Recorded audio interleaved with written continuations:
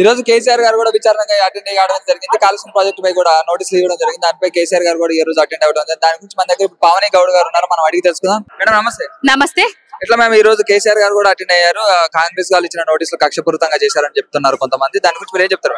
చెప్తున్నారు కాదు, కాంగ్రెస్ వాళ్ళు ఇచ్చిందే కక్షపూరితంగా వ్యవహరిస్తూ ఇలాంటి కమిషన్ల పేరుతోటి కాలయాపనలు చేస్తున్నారు.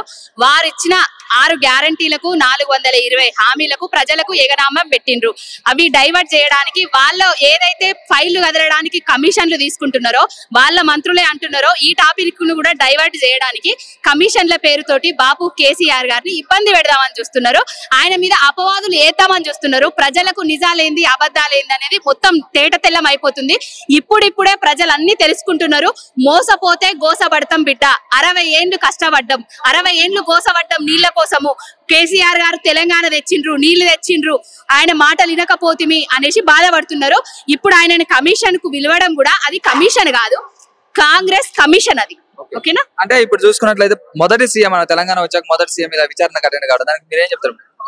మొదటి సీఎం తెలంగాణ జాతిపిత బాపు కేసీఆర్ గారిని విచారణకు పిలవడము చాలా బాధాకరము.